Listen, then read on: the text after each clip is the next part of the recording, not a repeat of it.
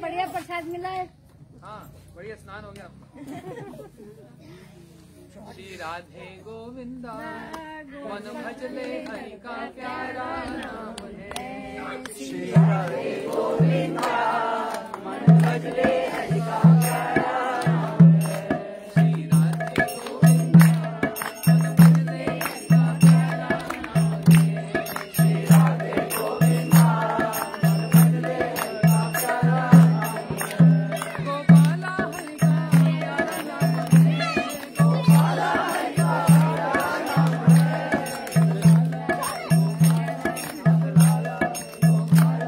नंदलाला गोपाल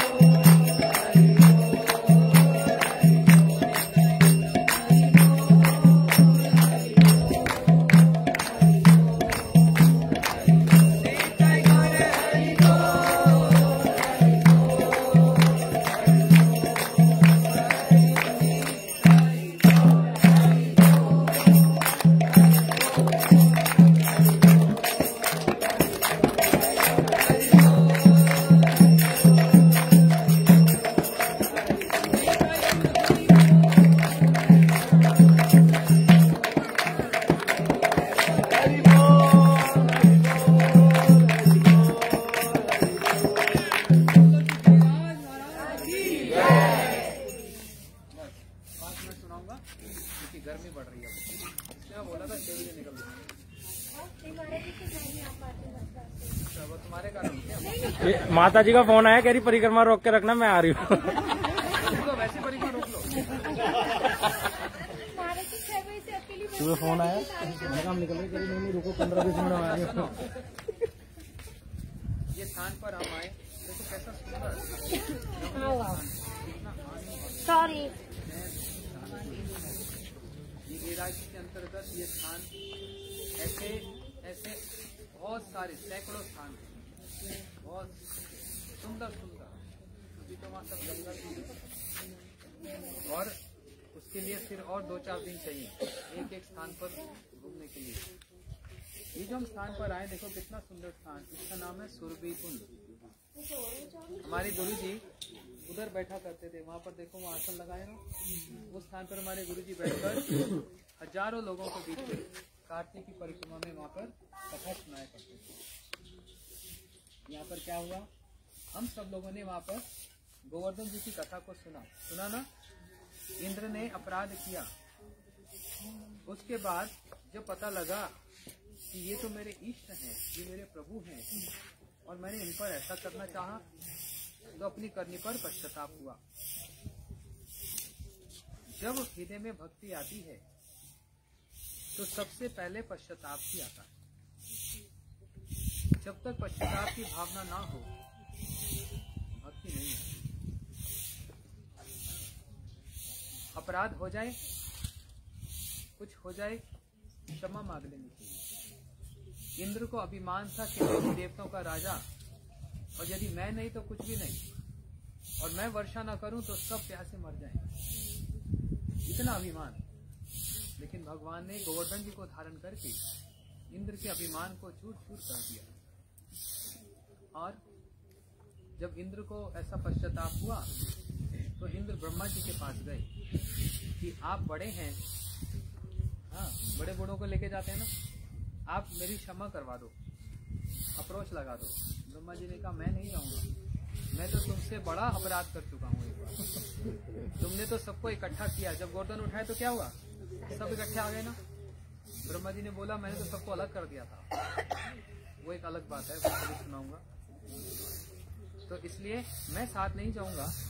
हाँ एक परामर्श दे सकता हूँ, भगवान को गैया बहुत पसंद है और गैयों में सबसे श्रेष्ठ है सुरभि गाय। तुम सुरभि गाय को साथ लेकर जाओ, उन गैयों को देखते ही भगवान का हृदय पिघल जाएगा और तुम्हारे अपराध को क्षमा कर देगा।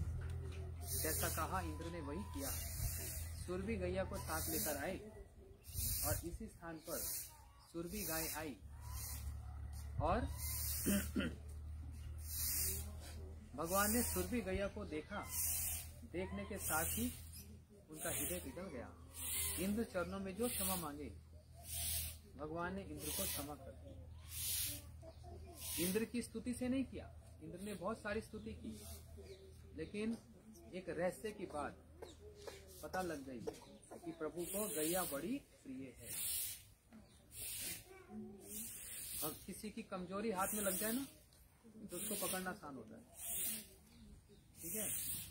ब्रह्मा जी ने सुरभि गाय का परामर्श दिया, इंद्र का अपराध क्षमा हुआ, लेकिन गैया ही अपने आप में सबसे श्रेष्ठ नहीं।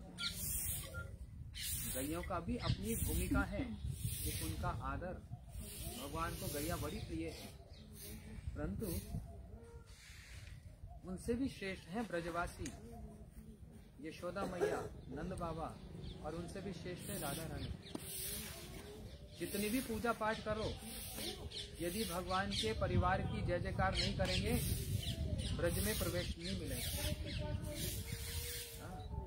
यशोदा मैया की जय जयकार, नंद बाबा की जय जयकार, कृष्ण के सखा है श्रीराम सुबल मधुमंगल, उनकी जय जयकार, और फिर उनसे भी बढ़कर भगवान की जो गोपियां हैं, और गोपियों में भी सबसे श्रेष्ठ है राधा रानी। उन राधा रानी के नाम लेने से, जय जयकार करने से भगवान जितनी जल्दी प्रसन्न होते हैं, ऐसे किसी और वस्तु से नहीं होते। इंद्र इस गोवर्धन में आए, क्षमा मांगी और क्षमा मांगकर तुरंत चले गए इंद्रलोक। अभिमान समाप्त हुआ नहीं, अरे उसी समय भगवान के चरणों में गिरकर मांग लेते मेरे को ब्रज की भक्ति प्राप्त हो जाए। लेकिन ये देवताओं की बस की बात नहीं है। पंछी बजा रहा है।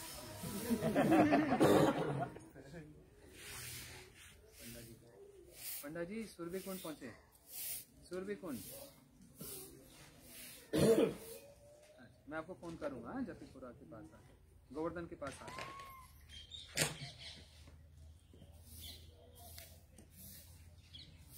ठीक है जी। नहीं हम वहीं चलेंगे ना, आप बोल रहे थे ना। राधे राधे। क्या बोल रहा था? हाँ, सिर्फ क्षमा मांगने से नहीं चलेगा।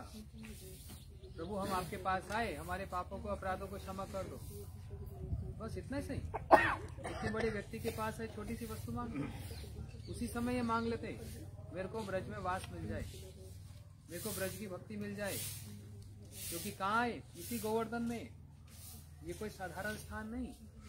यहाँ पर प्रार्थना करने से निज निकट निवासम देहि गोवर्धन तुम। हे गोवर्धन जी, प्रमद मदन लीला कंदरे कंदरते रचयति नव योनो नंदमस्ति नमः।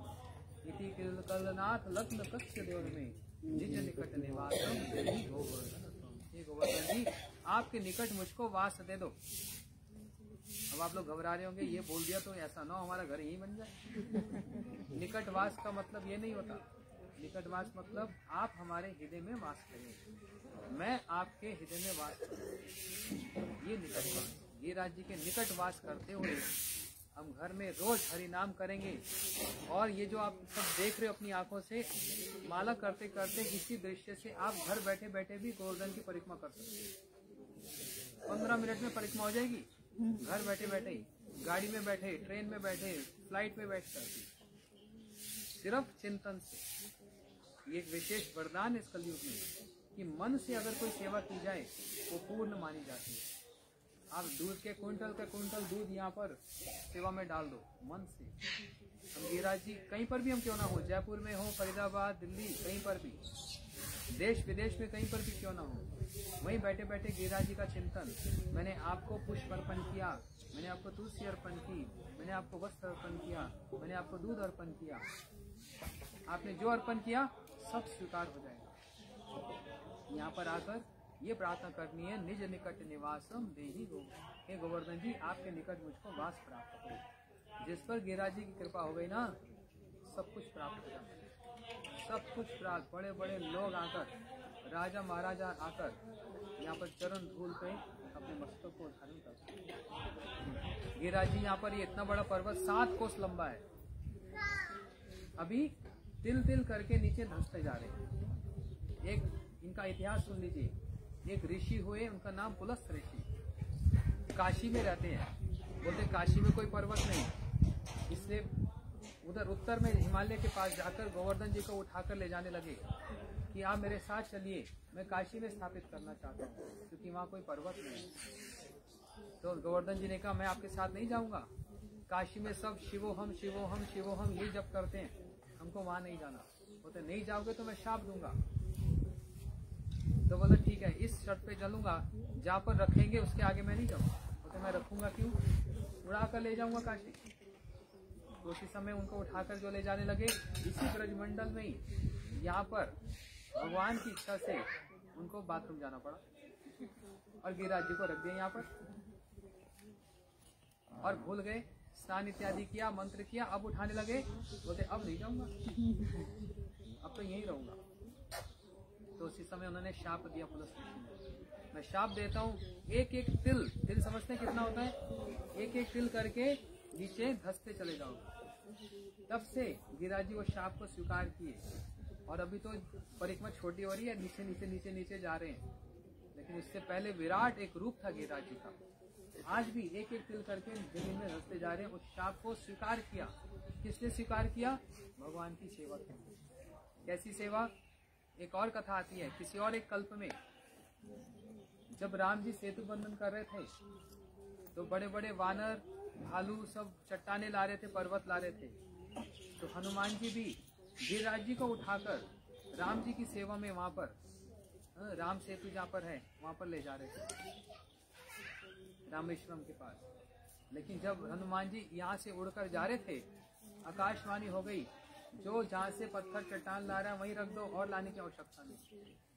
हनुमान जी यहाँ पर रखने लगे और गिरिराज जी रोने लगे। आप तो ये बोलकर मुझको ले जा रहे थे कि मैं राम जी की सेवा में लगूंगा, भगवान श्री राम मेरे मस्तक पर अपना चरण धारण करेंगे, आप मुझ अभागे को यहाँ क्यों छोड़कर जा रहे हैं? गिरिराज जी प्रार्थना कर रहे हैं, वो प्रभु। तब हनुमान जी ने कहा, राम की सेवा नहीं, श्याम की सेवा अवश्य मिलेगी, आपको थोड़ी प्रतीक्षा करनी पड़ेगी। तब से गिरिराज जी प्रतीक्षा कर रहे हैं, तब वो भगवान श्री कृष्ण की सेवा मेरे को प्राप्त होगी। और क्या सेवा प्राप्त हुई? प्रमद मदन लीला। यहाँ पर ऐसे ऐसे सुंदर सुंदर अंदर कुंज हैं जहाँ पर कोई प्रवेश नहीं कर सकता, वहाँ पर राधा कृष्ण की लीला होती है। गिरिराज जी मीठा मीठा जल देते और फल फूल मिठाइयाँ ऐसी सारी सामग्री को प्रदान करते, जहाँ पर कृष्ण गैयों को लेकर यहाँ पर आते, सखाओं के साथ उनकी यहाँ पर लीला होती, गोपियों के साथ उनकी लीला होती। आज भी भगवान यहाँ पर आकर लीला करते हैं। ये जो स्थान हम छोड़ के आए पीछे, वो रास स्थली है, बहुत लंबा आना पड़ता था, इसलिए गर्मी हो रही थी, शॉर्ट में आ गया। वो रास स्थली है जहाँ पर नित्य प्रति रास होता है। आज भी रास होता है, लेकिन हम आप नहीं देख पाते। क्यों? हमारी अभी भक्ति नहीं हुई। इसलिए हम गिरिराज जी से प्रार्थना करते हैं, परिक्रमा देते हैं कि वो नेत्र हमको प्राप्त हो जब हम आपके इस रास के दर्शन कर सके, और फिर वो भावना भी प्राप्त हो कि उस रास में प्रवेश करके हम आपकी सेवा भी कर सकें। ये गिरिराज जी सब कुछ प्रदान करने वाले, इतनी बड़ी वस्तु प्रदान करने वाले। इंद्र यहाँ पर आकर बस अपने अपराधों को क्षमा मांग कर चले गए। अरे मांगना तो बड़ी वस्तु मांगते, और भी कुछ मांग सकते थे, लेकिन जो भी हो, सबका अपना अपना अधिकार होता है, सबकी अपनी अपनी अलग अलग भावना होती है। इसलिए कहा देवताओं के लिए भी दुर्लभ है ये, लेकिन हम आपके लिए सुलभ है, क्योंकि हम अपने गुरु जी से ये सब सुने। गुरु जी ने अपने गुरु जी से सुना। गुरु जी यहाँ पर ब्रज में लेकर आते, इसी स्थान पर आते, ये है सुरभि कुंड। यहाँ पर आकर सारे पाप अपराध सब क्षमा हो जाते हैं। सब यहाँ पर क्षमा मांग लें, भगवान के जितने भी अपराध हैं, पाप, सब यहाँ पर क्षमा हो जाएंगे। लेकिन साथ साथ ये भी मांगे, हमको वृंदावन में, गोवर्धन जी में आप हमको वास प्रदान करें। यहाँ का वास सबसे श्रेष्ठ वास है पूरे संसार में। यहाँ का पासपोर्ट किसी को मिल गया तो बेस्ट पासपोर्ट। यहाँ पर जिसको स्थान मिल गया, इससे बढ़कर और कोई स्थान नहीं है। हल्ले। चलो बोलो श्री गोवर्धन महाराज। अभी हम लोग अभी उधर से नहीं, हम बाहर के रास्ते से चलेंगे, क्योंकि रिक्शा वाले